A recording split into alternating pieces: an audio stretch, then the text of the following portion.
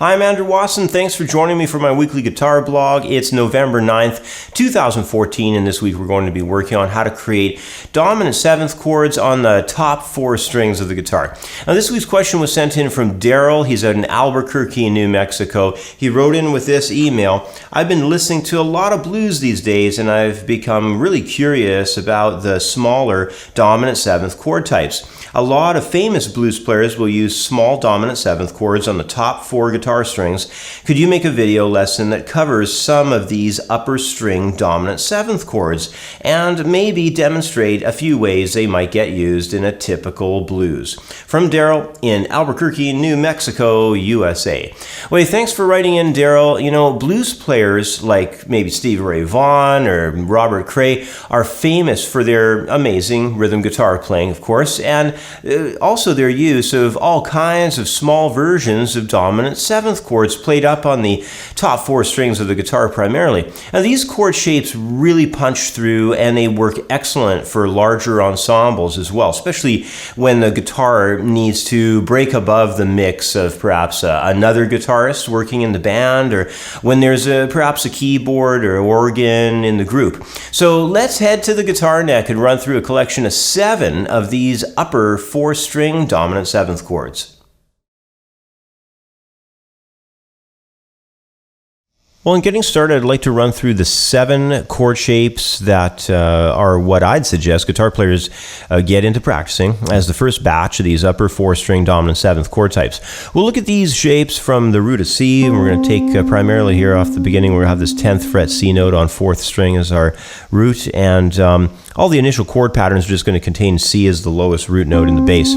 So the first chord shape I have, it's a fairly common dominant 7th chord shape off of the 4th guitar string. Just goes across having the root of C at the 10th fret, and then we have our 5th chord tone, the G, at the 12th fret of the 3rd string, and then we're going to have the B flat, the flat 7 tone on 2nd string, and the major 3rd E note up top, and that's going to give us a root 5th flat 7 major 3rd layout. Now, the next shape that I have for you is going to be very similar to that. The only thing that's going to happen here is we're going to remove the 5th out of the chord. So we're just going to have root, we're going to have the major 3rd, the flat 7, and we're going to have another major 3rd on top. So that's a really interesting voicing. Sounds really similar, though, to that first one. Almost indistinguishable. You can barely tell them apart. But the last chord that I have for you with this root and the bass concept, it's going to be kind of a little bit different. We're going to have the root, the major 3rd, the flat 7, and then up top we're going to have an octave of C. So there's, again, no 5th in this chord, but I can tell it definitely has a different sound than the other ones that we just went through. So those are the ones that have the root and the bass. The next group of these upper 4-string dominant 7th chord types will all be inversions. If you're unfamiliar with what a chord inversion is, these chord types are ones in which the root of the chord is not located as the lowest tone in the bass of the chord. Instead, a different chord tone is going to be applied as the lowest tone, and the chord will be written as a slash chord, indicating the lowest tone to the right of the slash. So with slash chords, the name of the chord is on the left, and the lowest possible bass tone is on the right. So let's start off in the 5th position. We're going to do a bar, and we're going to catch the G, the C, and then the E, and then we'll have the B flat on top. So that's a C dominant 7th with G in the bass. So that's the 5th, root, major 3rd, and flat 7 of the chord. Now, the next shape is really interesting. It's a C dominant 7th chord with G in the bass again, but there's no root. So it's kind of interesting. We have the 5th, we have the flat 7, we have the major 3rd, and then there's just an octave of the 5th up top. So it's still a C dominant 7th. It's going to function just fine as a C7. It's got G in the bass in this case. It's got the 5th chord tone in the bass for this shape, but no root. All right, let's go to the next shape I have for you. This is going to be a C dominant 7th with E in the bass. So it's first inversion with the major 3rd in the bass. This one has all the chord tones. So major 3rd, flat 7, C note up top here with the G. So it's major 3rd, flat 7, root, and 5th. And that's a really nice shape. It's a really good sound. Get a lot of mileage out of that one. And then the last one I have for you, we're going to shoot way up here to the 8th position, and we're going to do a bar, but we'll also have this note here. This is an E note on the 3rd string. So just 1 fret above. You can play that with your middle finger as you're barring. And that's a C dominant 7th with B flat in the bass. So that's the flat 7 down below, major 3rd coming in there, perfect 5th, and then up on top is the root. All right, so that's all 7 chords that I would suggest that you start with as you're trying to get into the world of these top 4-string dominant 7th chords. Well, now let's put these chord shapes into use and just find out how they can sound musically. And the first chord progression I have moves across the typical set of chord changes we'd commonly find in our first 4 measures of 12-bar blues progression, except in our example here, the chord changes will all be performed using the upper 4 guitar strings of the guitar. So here's how this idea is going to work in the key of C. We're going to start off with our C dominant 7th chord. It's going to have that root and octave, no 5th. Then we're going to move up into doing a C in the bass of a F dominant 7th chord. And then we're going to do some cool arpeggio work across the neck. That's going to be with the C in the bass, and then moving down into having the B flat, and then moving down into having the G. So here's how the whole thing works when it comes together.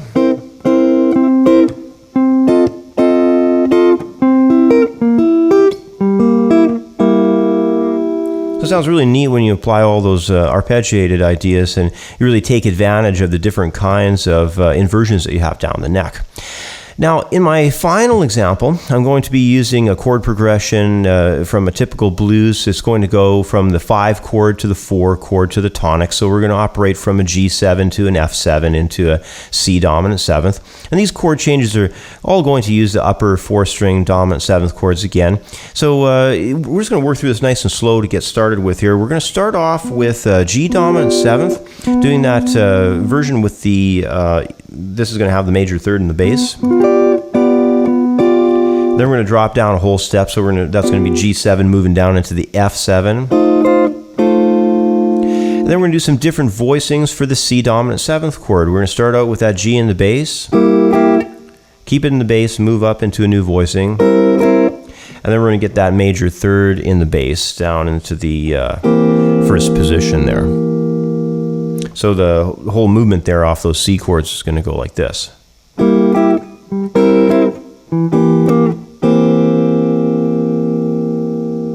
All right, and now here's the whole thing.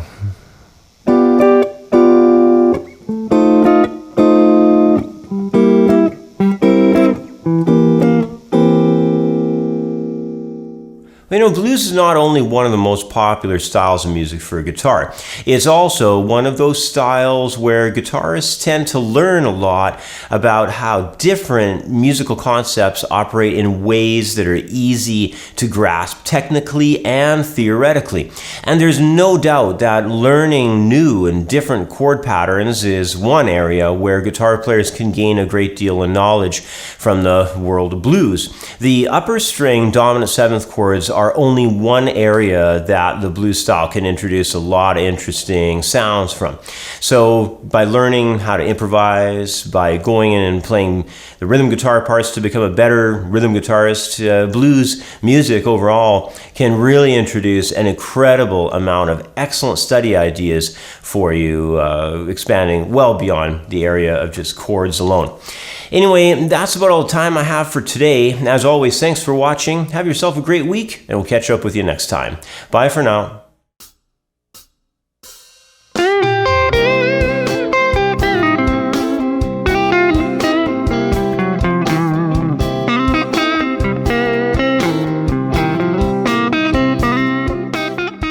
Hi, I'm Andrew Wasson from Creative Guitar Studio. You know, whether you're a beginner or an intermediate player, sometimes it can be confusing where to start and where to go with learning to play guitar. So if you're looking for a lesson plan that really breaks down one of the most popular guitar styles, then my new ebook on blues guitar styles should fit the bill. This is more than just a brief overview of a 12-bar blues progression and a few blues licks and scales that you might find in a lot of other books. This lesson plan plan will start to help you to both understand and expand on whatever blues genre you're into.